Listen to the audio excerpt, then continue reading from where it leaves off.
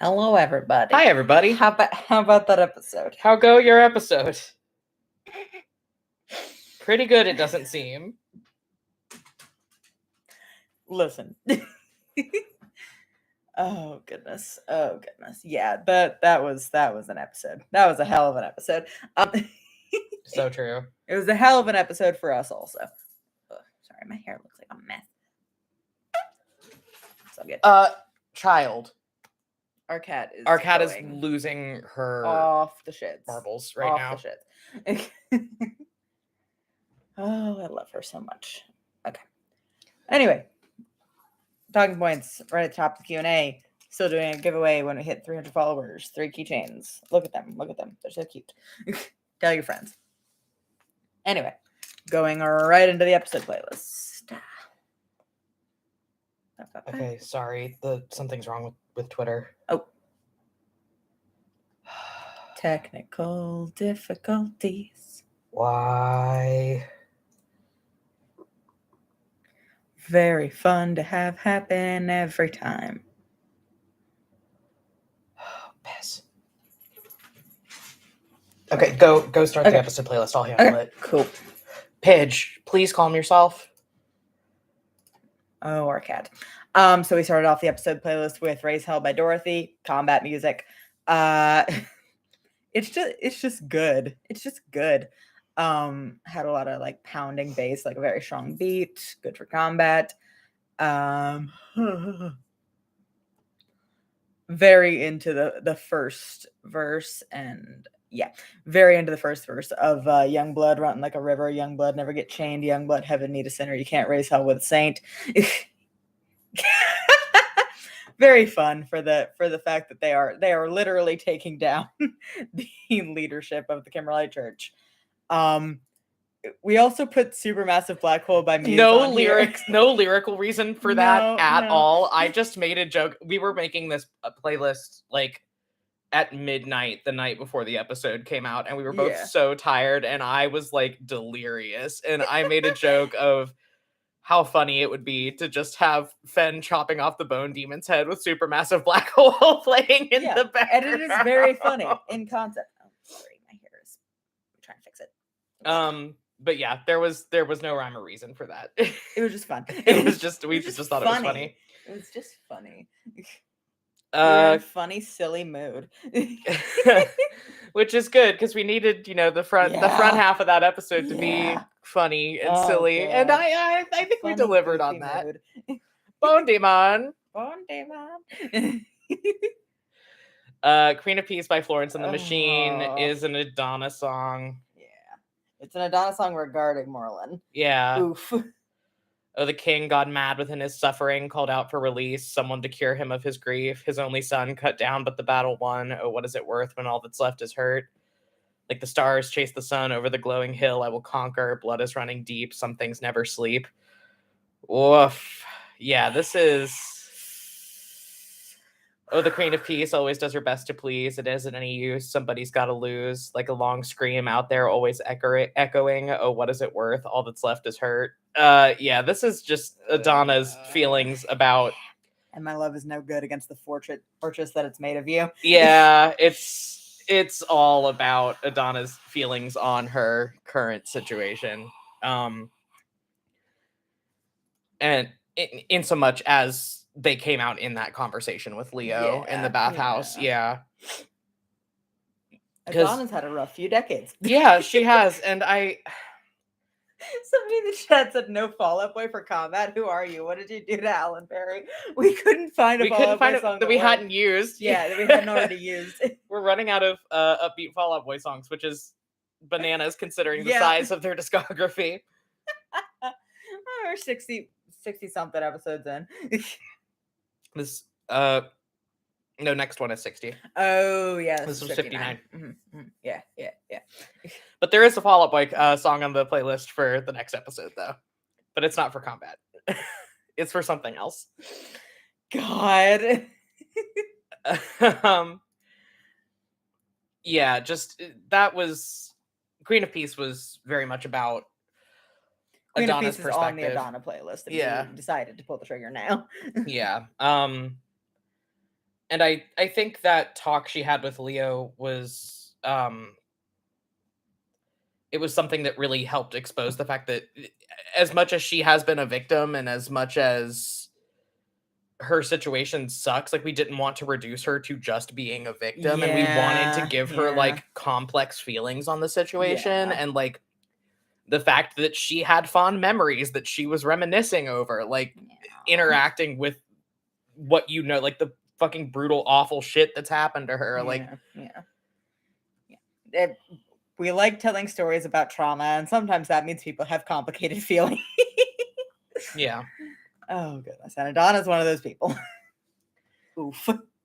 Next one. I hurt. Next one was Temporary Love by Ben Platt. You want to go off? Oh, Leo Zed. I think of Leo Zed, I start crying. Oh goodness. Trying to figure out which lyrics to quote. Yeah. You may not think I know the difference, but I do. I feel the gravity between us, and you can too. We don't have to hide our love away, and both of us are going to make mistakes, because leaning on somebody's never easy. But look at me and tell me you don't see that this is not a temporary love. Now your heart is in my hands. I won't give it up. This is not a temporary love. It was for the conversation that they had. Yeah, about I can't picture my future without you. Yeah. I like them. I love them, actually. Yeah, they've come a really long way. And I mean, when you consider everything that they've been through, like the fact that they are as stable as they are is frankly pretty impressive. Yeah. But it's just they've been through it, man. Yeah. They both have. Yeah, I think this was a really good song for the situation that they're in, which is they are thinking about their future, but it is a distant future because, oh God. because they could die. There's a very real possibility that one or both of them is not coming out of this alive. It's a kind of a mind fuck to be in that situation where like you desperately want to think about a future with this person, and it's like, I better not, though. Not yet, though. Which was kind of the conclusion that they came to at the end of the talk, where it was like, they mutually acknowledged, like, I do see myself having a future with you, and like you are what I want for my future, but like, can we not do this right now? Yeah. Aww. It's not that I don't want to talk about it, it's that we could die tomorrow, and it's kind of a weird cognitive dissonance. Somebody in the chat said, I think about them being here and alive and well after all this and start crying. If you guys hurt them, I will start screaming. Well, anyway, there's 4 episodes left in the campaign. What could we really do in 4 episodes? What could go wrong? Oh, and then we have our Ghost Hole songs. Then we have the Ghost Hole music. Yeah. So the one for Fee's whole thing, specifically the end of it, was What the Water Gave Me by Florence and the Machine. We did another one with 2 Florence songs this week, didn't we? Yeah, we did. It's fine. I just liked it. We mutually liked it for specifically the scene where the captain is pulling Fee out of the fucking ocean. In context of the dream sequence that just came before it.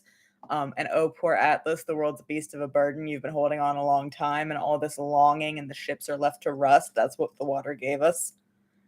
Because they took your loved ones, but returned them in exchange for you. But would you have it any other way? Because she's a cruel mistress, and a bargain must be made. But oh, my love, don't forget me when I let the water take me. Oof. Oof.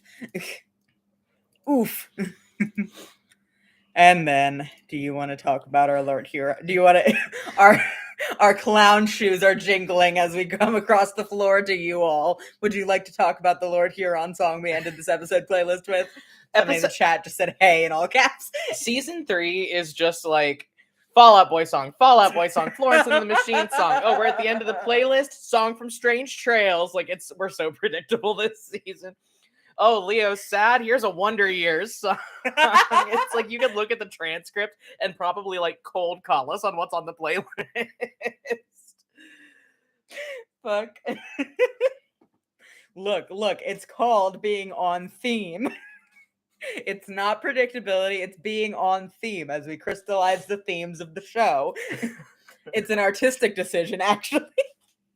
To end every other playlist with a song off of Strange Trails. I'm standing by it.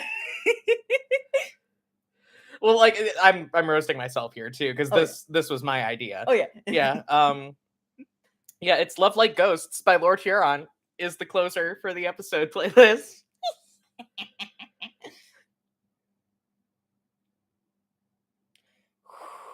Yes, I know that love is like ghost. Oh, and the moonlight, baby, shows you what's real. There ain't language for the things I feel, and if I can't have you, then no one ever will.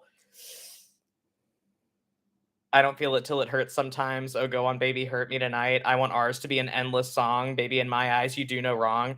I don't feel it till it hurts sometimes, so go on, baby, hurt me tonight. All the spirits that I know I saw, do you see no ghost in me at all? See, it's a very sweet song that I had on my Leo Soren playlist for a really long time.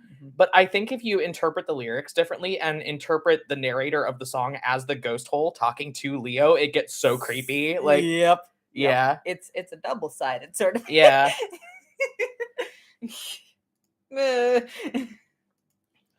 Oof. So that was the episode playlist. Let's get We're into having the fun. questions. We're having fun. We're having fun. Everything is fine and normal. I feel extremely normal personally. I am well in the head right now. Oh goodness. Anyway, our questions. Our first question for our patrons was, talk about the starting combat, please. It was a pain in the ass. It was a pain in the ass. I forgot how much it sucked doing combats that big. We haven't done one that big since the season 1 finale, I think. Yeah, not that large, I think. Yeah, because we didn't have that many. Like, I think the second biggest one we've ever done was the fight on the Banshee, and we didn't have as many combatants on that one. Like, I mean, Defiance was like spawning pirates, like with her lair actions, but not all at once. Yeah. Somebody in the chat said the more we approach the end, the more unhinged we become in the brain. Yes. Correct. I don't even have a hinge anymore. I've got like it's got like one screw left in it. It's like the door is completely hanging off in the frame. I'm moving in and out of I'm moving in and out of consciousness through a doggy door at this point. Oh no. But yeah, the combat was, I thought it was fun. Like, it was a pain in the ass, but I thought it was fun. Yeah, it was fun. Yeah, I had fun. And we got to do, I missed, I feel like big combats like that are kind of a double-edged sword because on one hand, like, they are so tedious to record and they take forever in the format that we do them. It took us like 5 hours to record the combat. Yeah. Yeah, it was bananas. But on the other hand, you get fun moments. Like Fen chopping off the bone demon's head, or like the captain just dumping out the bag of marbles because he couldn't do anything. Like it's just becoming too cool and pretty to hit. Yeah, and I feel like, in those big combats, you do get those shining character moments, and that's fun because we don't get a chance to do that often. But it was still very tedious and very hard to record. Yeah, I think when you're talking about doing combat in any TTRPG setting, it is only tolerable if you have good character moments in it. Because I know there are a lot of groups that I've been in, honestly, that do combat in a more dry way. And I think... Yeah, because I don't want to sit around listening to people do math for an hour. No, that's boring. That's boring. Like, we don't want that. You don't want that. Nobody wants to sit around and listening to somebody do math for an hour. Like, it takes longer to build some characterization into a combat, but I think if you don't do it, then what is the point? Then you're sitting there rolling dice and doing math. It's boring. So it's really important to me, like when I'm playing combat, that I'm not just being like, I rolled a 17, I do 30 damage, my turn is over. Yeah, like that's so... So like I Yeah. always make it a point to describe what I have characters doing, Yeah, or yeah, like yeah, throw yeah. some banter in there. And Yeah, and like some things do need to go quick. Like sometimes you have an attack that just kind of needs to go fast. Because you don't really have room to explain and extrapolate on everything. But like you gotta have some characterization Yeah. in it. I just think that combat has to be fun. Oh, Well, because goodness. it can become not fun Yeah, really very easily. easily. Yeah. And I did have fun, when I'm complaining about how Yeah. tedious it is, it's mostly because if we had just been sitting down at a table by ourselves and playing out that combat, I would have had way more fun. But Yeah. because we were doing it in front of a microphone, Yeah. there's so much more at play. Oh, I think we forgot to post the combat maps from this episode. I We'll will do post that right after tonight. Q&A. Yeah. Oops. Our bad. But yeah, yeah. we it was technically a deadly combat Yes, again. No, yeah. wait, no, it wasn't. It was a medium combat. Because we switched the monsters we were using at the last minute. Yeah. It was gonna be another deadly combat, and then we ended up switching to we were doing a reflavored Drow Priestess of Drow Wolf. Priestess stat blocks, and they do have the summon demon feature, and it summons a yokel. And we ended up reflavoring the yokel, and that's what the bone demon thing was. And I took away a couple of its resistances. Bone demon. Yeah, you gotta reflavor some stuff, but I think making up a monster whole cloth every time you want to do a combat is so tedious. Well, and I mean, no reason. We were, frankly, like we've been running nip and tuck these last couple weeks. Like this week's episode is not done yet. Again, just like it was last week. Like we're in the paint right now. Yeah. Like our production schedule has gotten tight. We're probably gonna we'll make a formal announcement about what we're doing with our upload schedule next week. But we're probably gonna go bi-weekly for the rest of the campaign after this week. But that's production. Yeah. But yeah, you gotta use pre-made stat blocks when you're doing a combat, and we ended up using the Drow Priestess ones. We ended up using the yokel. Very fun. And I just took away some of its resistances because otherwise it would have killed us. Yeah. Oh, goodness. Well, and I think the only reason you even had that one priest do the summon demon thing was that he rolled a nat 20 on his save. Yeah. I think that was it. Yeah. Yeah, and also because like I had the opportunity and I didn't want them all to just be stabbing Fen because that's so boring. Fen really did get the Julius Caesar treatment in this fight. Poor guy. Yeah, poor bastard. We just have to do wild shit in combat, Yeah. It's, like I said, the objective. Sorry, I can't speak. The objective of making a combat, especially when you are doing it for entertainment, for other people's entertainment, is to do wild shit and make it fun to listen to. I'm trying to think. There were some all-star moments in that combat. I'm so glad that Fen and Kalessa both got the finishing blows of the combat. Like, mwah, mwah. Like the last two blows of the combat. I'm glad it was Fen and Kalessa. Yeah. I liked Eleonora's fourth wall break. It's been a while since we had a good one. I've been able to do magic since season 1. Not that anybody's asked. That's true. Like we realized as we were sitting down to do this combat that we've never had Eleonora use magic. She has never cast so much as a cantrip on screen, and she's an Eldritch Knight. Like her main class is Eldritch Knight since the beginning. Like that's how I made her character sheet, and I put like so much thought into how I was doing her magic. Like she started out with very like fire and ice, like elemental damage, and the idea was the like round like chakram, like Xena chakram that she had. Like the idea was one does fire, one does ice, and we just never used it. And we realized as we were sitting down to plan this combat, we were like, Eleonora hasn't used magic the entire ever. Well, and if you think about it, like she's now a multi-class character, and both of the classes that she has are martial magic classes. But I mean, if you think about it, like she hasn't had much time to do it, because if you look at all of the major combats that Eleonora has been in, she wasn't in the season 1 finale because she wasn't there. Yeah. I think really the only combats we saw her in were the bar fight, which I don't know why she wasn't doing magic there, but just cause. Probably because she didn't want to like break off a scorching ray inside of a bar or like something. it would have. I didn't think to have her do it. Yeah, it was the bar fight, and then the 'Cause it only was other so low combat, stakes. and the only other combat we've seen her in and been rolling dice for her in, was the fight with Ravane. Yeah. In season 1, episode 10. Yeah, I think. And she, in the first round, she ran off to get Warren. Like, she ran off the battlefield. Yeah. So we just haven't had an opportunity to have a little use magic. And we realized as we were sitting down to do this comment, we're like, shit. Yeah. We have to comment on this. So we decided it would be fun and sexy if, because Kalessa's doing all of her fun fire stuff now, that Eleonora was using ice magic predominantly. Yeah. Battle girlfriends. It was so perfect that they rolled basically the same initiative, like within 1 digit. It was mwah. No, they rolled the exact same. No, yeah, I think Eleonora rolled 1 higher. Yeah, I think it was an 8 and a 7. Eleonora got an 8, Kalessa got a 7. Something like that. So perfect. Just delicious.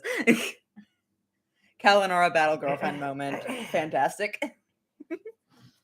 Yeah, the combat was very fun. We had a lot of fun with the combat.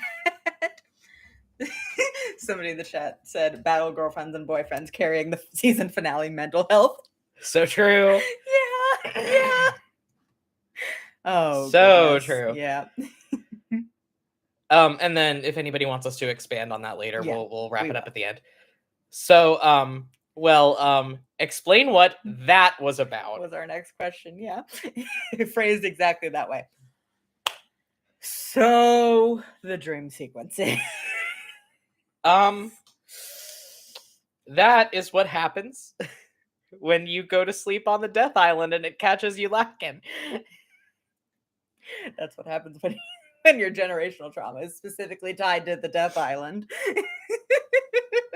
And you sleep in the fucking tower, you morons. Oh, goodness. We will go into what was going on there this coming episode. Yeah, so because of how limited we are on time, we don't have time to really, really, really dig into it. Yeah. But, well, we have a question about the differences later. Yeah. But yeah, that was about some horror. Some horror, yeah. It's about flexing the horror muscles. No, it was. Well, remember how we said last week that the ghost hole likes Leo a lot and wants Leo to be in it? Yeah, it was about the haunted house themes. It was about like the trauma made manifest. Like, and we've been setting this whole thing, like the way that this played out since Death Twins Part 2. Like it is what happened to Leo and Fee was the trauma going up their family line made manifest in a very real way. Yeah. And it was fun. And also it was fun to do the horror. Yeah, we will be going into it more. Yeah. Well, and I mean, I think it would have happened for... I think there's a reason that the royal family doesn't live on Luxtogalen anymore, if you catch my drift. Like, I think if Morlin were to go spend the night in that tower, he'd probably try to swan dive into the ghost hole too. Like, I think it affects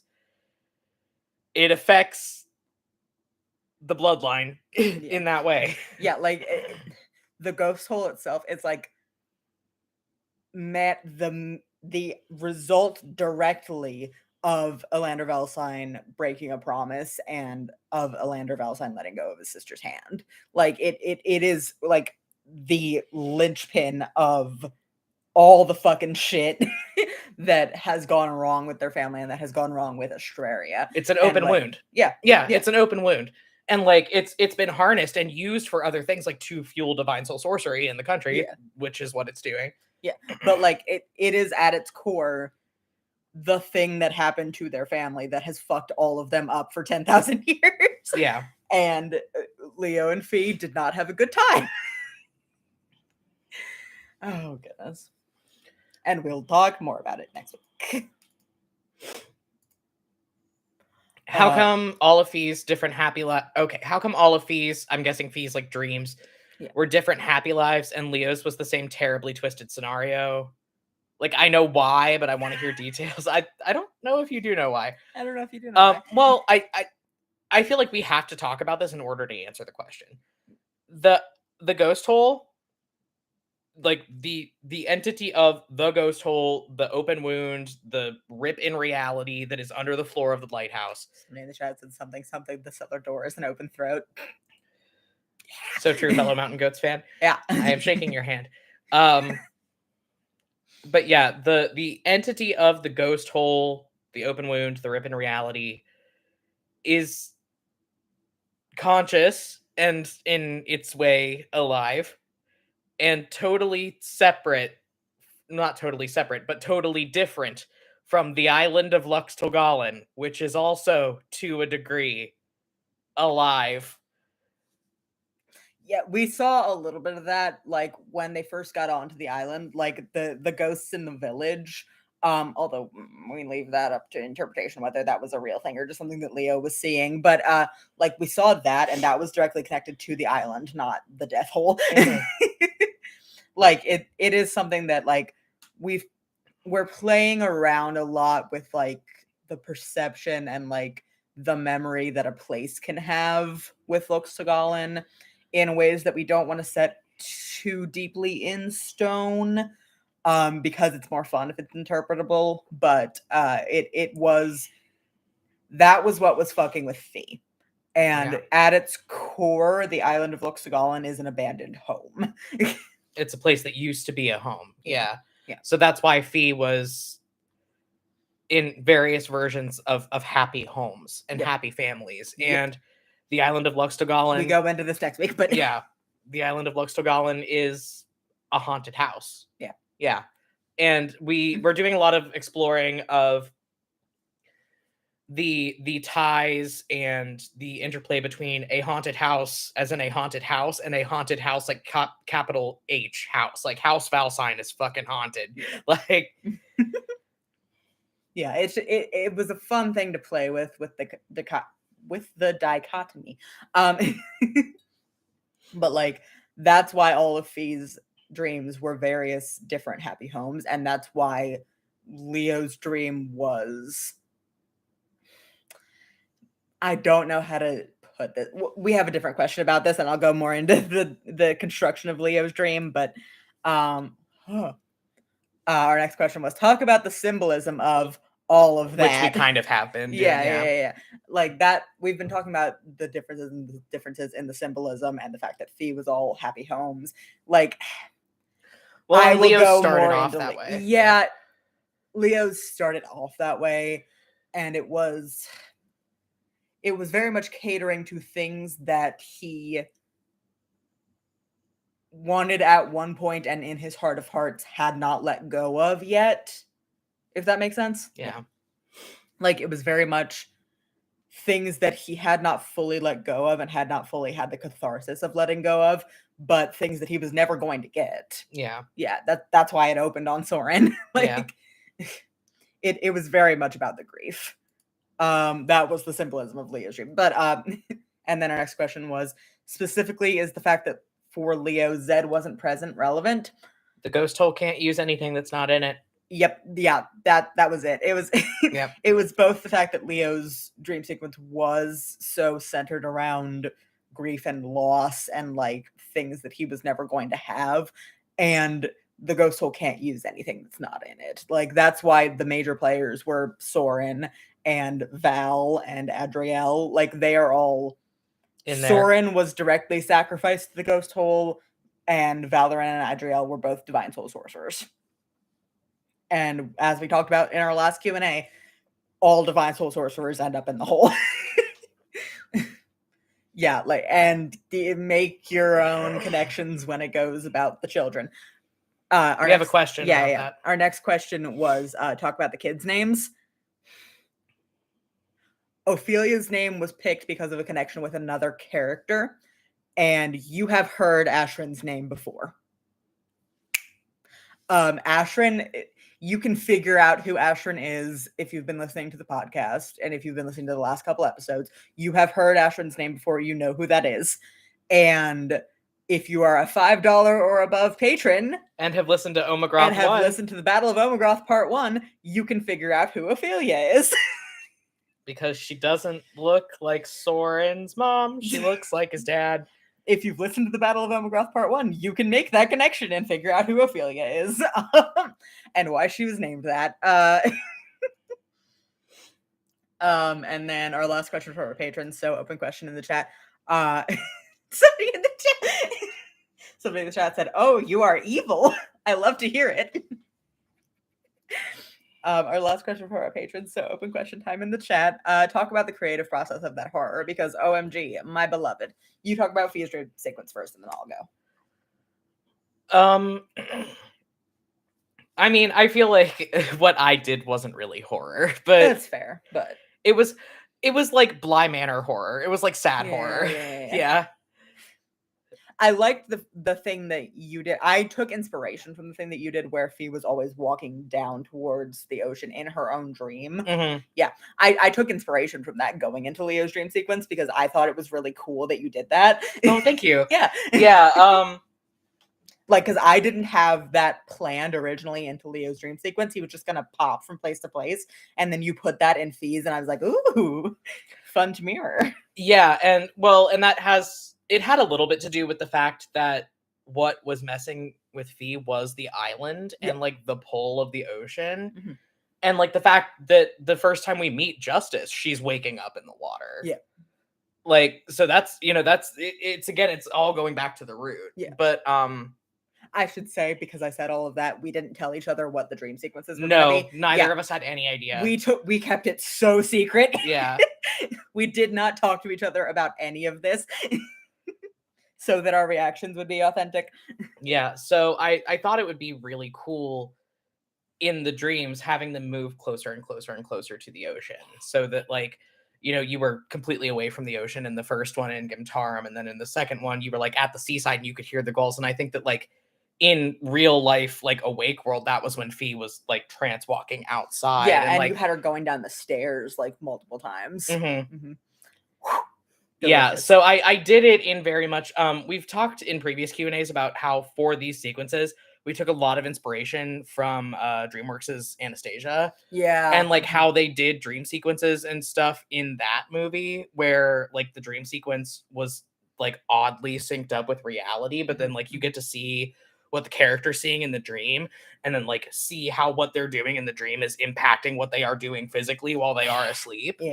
Yeah. So like that was a big point of inspiration. So yeah, I had the idea of like having the seabirds crying outside the window, outside the summer palace, and things like that, to kind of match up with Fee walking outside onto the beach. And then in the third dream, she actually walks into the ocean, and like that was what was happening in real time. Yep. So that was delicious. That was where I was going. I was thinking of it not so much from a well, I guess it is a little scary if you think about it that way, especially if you're scared by things. Like, I have always been, that's the thing. I designed Fee's dream in a way that I think maybe I might have fucked this up a little bit, but I designed Fee's dream in a way that was scary for me, because one of the things that scares me the most is loss of control. Yeah. Or like loss of perspective or loss of perception. Yeah. Like that's when I have nightmares, they are about not being able to control what I'm doing. Yeah. And that idea of like her being so totally like in the dream and not able to realize what's happening on the outside world, like that scared me. Somebody in the chat said, did you actively plan out Fee and Leo's themes, like how Fee is directly tied to the weather and Leo with the dead? I did. Yeah. Yeah. Yeah, it was very much, we were trying to keep it on theme with their characters. At least I know I was. I can't speak for you, but no, I did. Well, the reason that I wanted it to end in the ocean was another shout out to like an old like movie pop culture reference. The thing where the captain reached down and grabbed her under the water, like that was inspiration from Hercules, from the river Styx scene. Yes. But yeah, the reason I wanted her to go out to the water was that like Fee has always been so called to the water, and so called to the ocean, and so called to like the weather and the Zephyr Isles and everything like that. And also because it ties back to Justice, who is one of the linchpins of all of this trauma. It was really interesting. There was a lot of layers. Yeah. I liked the way that you did Fee's dream. It wasn't as scary, but I liked it a lot. Yeah, I think if I could go back and do it all again, I would try to make it a little bit scarier, but I don't know how I would, because like the Eldritch stuff I feel like would not fit in the MO. I think the fact that it was less scary and the way that you did it played very well into the themes. Yeah, I enjoyed it a lot. Talking about Leo's dream. A lot of it was I built it around who was in there. And like I also took some inspiration from Anastasia because we were talking about it when we were talking about the dreams. I knew I wanted it to end with Soren calling Leo to jump. Like that, I knew where the end point was. And I planned backwards from that and incorporated people that were in there. I drew a lot of inspiration from Coraline for a lot of the mechanics of it. The idea of the world that Leo is seeing is something that is painted over some like deep seething evil. Like that was very much something I was somebody in the chat said so true. I think having the comparisons between who was pulling at them is so cool. Thanks. But yeah, it was very much like Coraline inspired. I was trying to give the impression of like gold leaf over something rotten. Like that was what I was trying to get at. And I pulled a lot of inspiration from Coraline. That's why the eyes were messed up. Fucked with me. That fucked with me really bad. That whole thing, like, you scared the, like, I will say this, like, hand to God, you scared the dog shit out of me with that dream sequence. I was sitting here, like, the whole time. Thanks. But it was partially the Coraline inspiration, which is why their eyes were messed up, but it was also partially, like, the idea of they look like dolls because something is controlling and puppeting them. That's why the only time that someone's eyes look normal was when Val broke out of it and told him to run. Yeah, because the folks in the ghost hole have, to a degree, like, some memory of who they were when they were people, like, and some, like, agency, I guess you could say. But ultimately, they are beholden to the massive seething evil thing that they are now a part of. Like ultimately the force behind the death hole is more powerful than any individual person in it and their agency. Which I think speaks to Val, that he was able to... Well, and also Val was the only ghost that Leo has directly communicated with. Yep. Like Val was the only ghost that Leo has managed to have a conversation with. And I think that was something that like he was able to find that kind of lifeline to pull on to get enough agency to tell him, get the fuck out. Like, get the fuck out. Yeah, like I was torn at one point with having it be Val or Soren, but I think that was what settled it for me, was the fact that they had that conversation in the Senate. Was like they had been able to communicate directly. Leo had already broken through the death hole to talk to Val, and I think that was what like decided it for me, was that he was going to be the one to talk back. But yeah, a lot of the construction of it was very much, I was going for that vibe of something nice plastered over something bad. And like the eldritchness of it, and a lot of it was me figuring out ways to have the dark shit like poke through. Oh, there's I'm seeing some more Hill House inspo that you might not have thought about. The mold. Oh yeah, the mold. The mold, yeah. The thing with the mold from Haunting of Hill House. Yeah. I won't deny that was a subconscious influence. But yeah, I built the scenario that Leo was in around the mental image that I had of the end of it. And I built it around like things that would have already been on Leo's mind. Like he had just been family planning with Zed. That's why the kids were there. Yeah. Yeah. Like it was very much a life that Leo could have had and would have probably thought about. And at we'll least never one get point. to. And we'll never get. Yeah. And to a degree has not grieved the way that he should, because he hasn't been able to. Yeah. Like, I mean, yeah, because you were talking about the themes of grief and loss in Leo's dream, and that's really resonating with me because like I'm thinking about all the things he was experiencing in there, all the pretty things that were painted over the rotten core of like not being anybody. He wasn't the Grand Duke or whatever, and in that dream he was just a person with his husband and his kids and a family, a loving family. And a normal life where he was like fixing his kids bickering and making jokes with his husband, and he got offered everything that I think for a very long time he had pictured for his life. Like he got offered the throne that he wanted for a long time and doesn't want anymore. He got offered the husband that he thought he was going to spend the rest of his life with and who fucking died, and who he has, like, I think in a real way he has moved on a little bit. Like he has intellectually moved on. Like he's never getting that life with Soren, but he does have a possibility for a future with Zed, but I think he hasn't fully grieved the life that he was planning for so long. Well, and like grieving, this is a really common theme for people that are survivors of parental abuse, like grieving the dad you didn't actually have, or like grieving the mom you didn't actually have, and like having Valor in there as like this very loving father figure that was like, you are like a son to me, I care so much about you. Like that's also something that Leo is like actively grieving because he never had that ever. And like he never got to meet Valor, and who like if he had lived would have been the best fucking uncle. Like, yeah, and it was, I tried to interplay it with the fact that like the ghost hole can't conjure up anybody that's not already in it. So like that's why Fee wasn't there, that's why Zed wasn't there, that's why Moreland died off screen.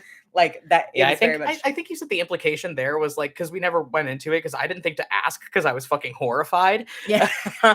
But was the implication there that like in this timeline in the dream that Moreland had died at the Battle of Omegroth? Or that was one of the possibilities. Like I didn't want to set it in stone, but like what I had in my head was Moreland could have died at any time during the war and in any of the pointless battles that he threw himself into. So like that was what I had in my head of like, it doesn't matter how he died. It doesn't matter how he died to the death hole. It doesn't matter to Leo in the dream.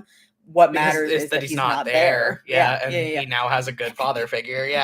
Like that was the thing. It was, I didn't set anything, the backstory for this scenario to set in stone, because like the point was not to explore an alternate reality that was fleshed out. The point was the death hole throwing everything that Leo had ever wanted at him that it could conjure up.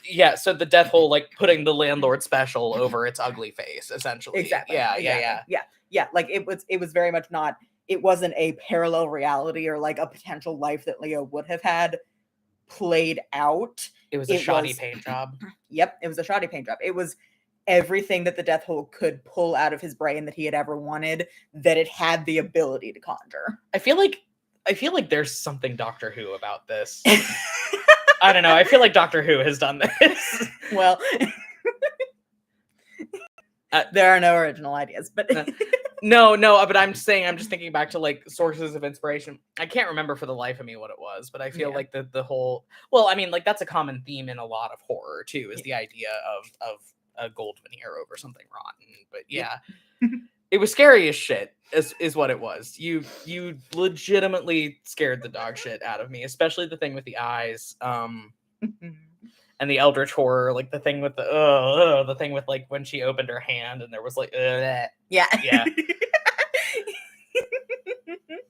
yeah and like I tied it very much to how Leo's mental state has been, and like the gaslighting that he went through as a kid, and like the psychological abuse that he had already endured, and also the fact that like as he gets deeper into his unhealthy coping mechanisms and as we get to the end of the season, like Leo is having genuine psychotic symptoms. What you can argue whether or not what he's seeing is real, but like Leo is genuinely not in touch with the same reality that everyone else is right now. And like that was very much something that I was pulling from, was like Leo is seeing all this weird shit in this dream and no one else can see it, and everybody else is brushing him off. Yeah. Yep. Which is kind of something that's happening in real life right now too. Yep. Like, yeah, like it was very much. It was very much the ghost hole boiling the frog. Like slowly turning up the heat under Leo and making it like going deeper into the fantasy, but also being less able, therefore, to hide the horrible shit that is going on. Yeah, like it was very much. It was very much the ghost hole knows as much as it can know anything, knows that it could not keep up that veneer for too long. So it was like very strategically desensitizing Leo to what was going on so it could pull him in. yeah. Like it was very much, I was pulling a lot of different ideas into the most horrifying thing I could come up with. And it was fucking horrifying. Thanks. Yeah, it was very much, I was going with the flow. I had a lot of ideas and I was just kind of going with it. I was just kind of getting fun and silly with it. You knocked it out of the park. It was Thanks. really, really good.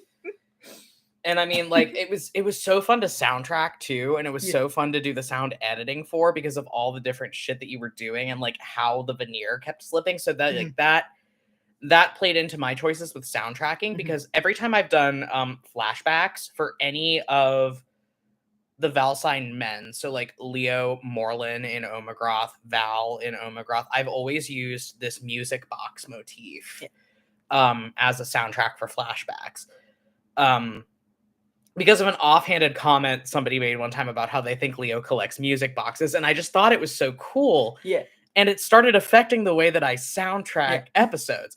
So what I did for Leo's dream sequence was I started it off with like a nice music motif, like a nice music box motif, very like airy and floaty. Yeah. And then I had tracks after that that were like discordant, or like you start to hear the music box like go out of tune, or you start to hear it like skip notes and things like that. And it was devolving more and more and more towards the end.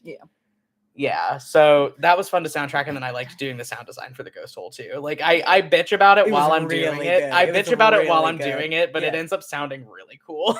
Yeah, I was very impressed with the way that like the very end ended up sounding, because that was all Barry's sound design, because like the raw audio was just me yelling.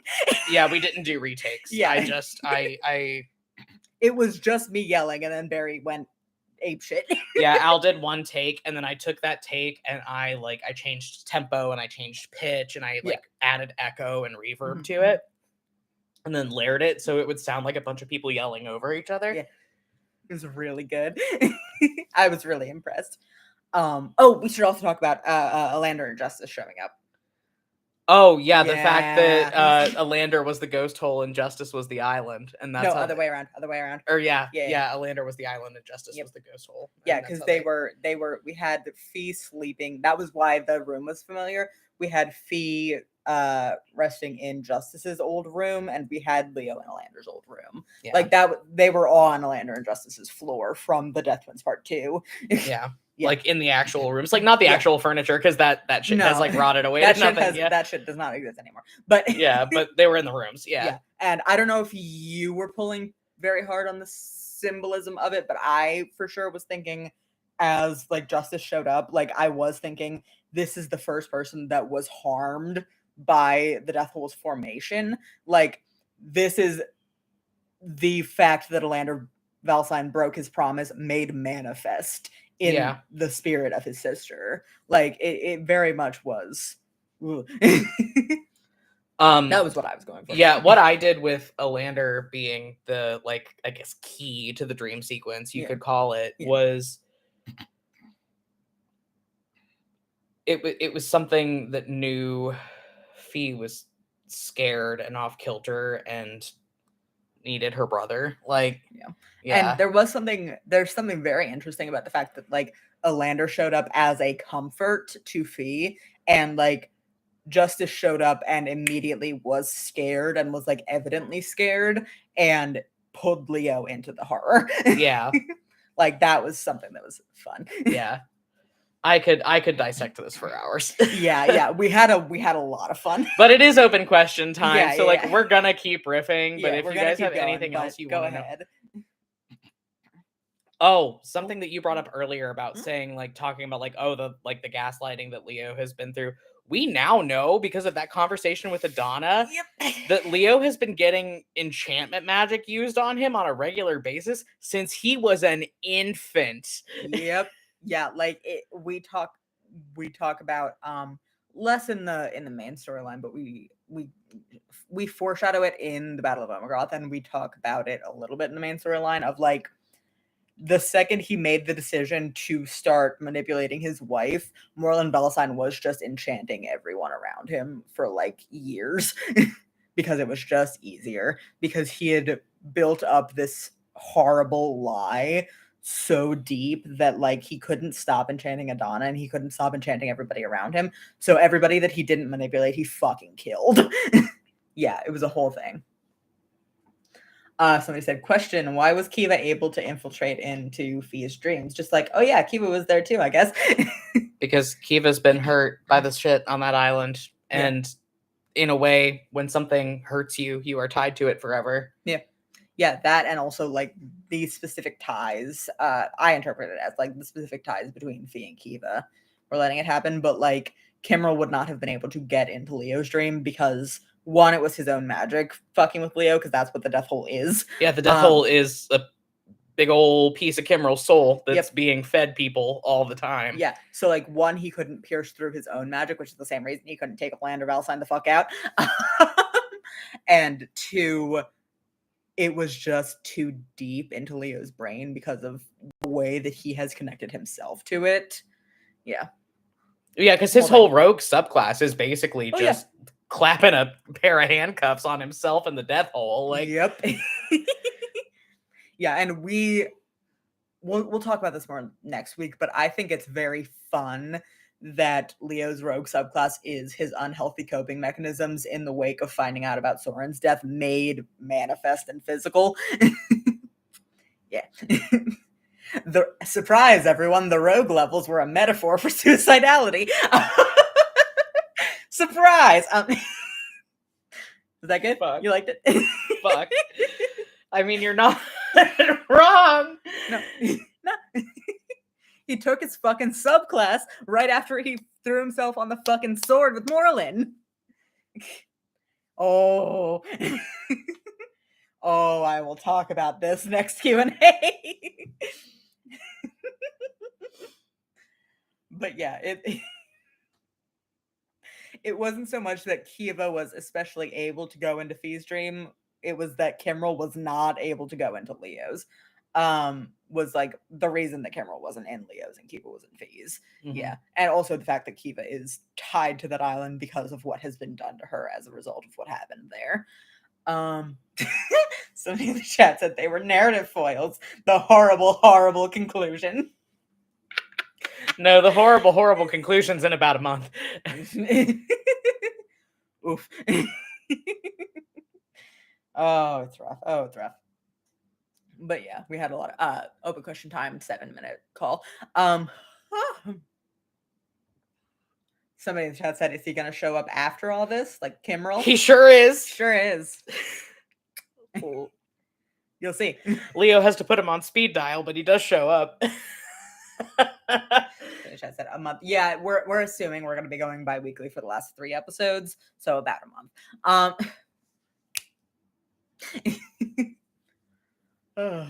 Yeah, just because the production schedule is getting a little bit tight as we get to the end, and we don't want to like rush our last 3 episodes because they're a lot. Yeah, because they're a lot. We'll talk about this more next week, and we'll have a thing in the postscript of next episode, and etc. etc. Yeah. We'll say something on social media, etc. etc. But yeah, oof. Oh, something in the chat said way sooner than expected. Yeah, we have 4 episodes left in the whole campaign. Yep. I mean, we have bonus episodes. Counting this week. Yeah, counting this week, 4 episodes left. Yeah, 18, 19, 20, 21. That's it. Ooh, and 21's an epilogue. We said this before, but like the campaign finale is an epilogue. Oh, we are also feeling things about it. Yeah. Oof. But yeah, we're very excited for what's left, because we have next week's episode. Check the content warnings. Next week's I would just episode- say every episode from now to the end of the campaign. Yeah. Like, let's be real here, dude. Yeah.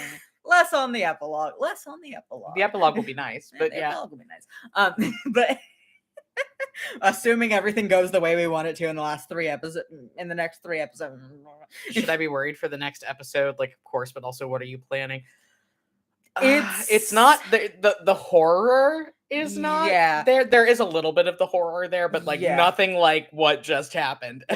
This week's episode is less moving the plot forward and more character building and characterization and like wrapping up some character stuff. But there's some brutal shit in there. Yeah, and like foreshadowing what's going to happen after the campaign, assuming everybody lives, which we want to assume. But we are doing a lot of character building next episode, and then 19 and 20 of season 3 are like, shit hitting the fan. Like the final battle stuff. Yeah. Like 19 is the lead up. 19 is the greater battle shit, and 20 is the final combat with Leo and Fee and Morlin. And then somebody in the chat said, "Oh, you don't know at this point, right? That's horrifying." We've recorded next week's episode. It's just not fully edited yet. Yeah. I think the person in the chat is talking about not knowing who dies. Oh yeah, nope. No, we don't. We'll see. It depends on the roles. We're hoping that nobody else in our main party dies. Leo.exe has stopped functioning forever if that happens. Yeah. We're gonna see about the roles, but we are shooting for nobody else in the main party dies. We are shooting for minimal deaths to the end. We're shooting for the biggest death of the rest or of the next 3 episodes being fucking Morlin Valsine. Can't wait for you to die, King. That's what we're shooting for, and we'll see. Like, we don't want to spoil the last few episodes, but we'll see, won't we? We'll see. Yeah, we have some stuff planned, and we're gonna see what the dice do. Somebody said, "Would you let anyone die?" They're like, "Would you intervene with her?" I mean, Leo has the means to cast it. Like, if somebody goes down and Leo's there, cool, we're good, because Leo found a bunch of diamonds in that crypt that he grave robbed from his own ancestors. So and I have been prepping Revivify for every episode just in case. So like, if someone goes down, and Leo's there, or does Eleonora have access to Revivify yet? I don't think so. No. I don't think anyone has a high enough level in a divine casting class to cast Revivify. I think it is just Leo. Just Leo. Okay. Yeah. Well, no spoilies, but like Nora will be back soon, and she has Revivify. Yeah. Like, somebody just said, marking my calendar for the old man to drop episode 20, baby, as long as we don't die. And in which case 21 will just be dead silence. And I've got a lot of diamonds, so like, this is a lesson on how you play RPGs. You keep your healer up. Because if you die, the healer can fix it. If the healer dies, you're fucked. Said regarding Morlin, 6 feet under is too close, bestie. So true. But yeah, it we'll see what happens. It depends on the roles. We have a few things planned, and we'll see what the roles do on those. But like, Leo has Revivify. Leo can pop a couple people back up. We'll see what happens. Yeah. Leo is also like our second string tank at this point. Like, Leo has fuck off hit points. Yeah, which is good. Yeah. Which is good because Fee doesn't. Fee does not. Fee has a higher armor class than Leo though, because she has proficiency. Like, her AC is 20 because she has proficiency in heavy armor now from Paladin. Yep. Check the content warnings for next week. It's like we said, it's a lot of character building and not so much plot heavy. And then 19 is going to be like the surrounding combat stuff and like the lead up to the final combat. And then in 20, the Valsines fight Morlin. In the and pit. in the pit, in the pit, and we are assuming that we're going to kill him before he kills us, but we'll see. The thing is that we haven't. The thing is that we haven't play tested any of this with his lair actions yet, though, and No, his we're lair gonna actions see. are so fucking scary. We're gonna see. We're gonna see. We're gonna hope he doesn't fucking kill us. Check the content warnings every week till the end. Just assume. Bye, everybody. Yeah. The epilogue will be very interesting as long as we live. And if we don't live, then we'll just put up an episode that literally is just an hour of silence. It's just an hour of silence broken by us going, and one scene of Marlon Valentine, like in his study, swirling a glass of wine. We'll do that as bonus content at some point. We're assuming he's not gonna kill us.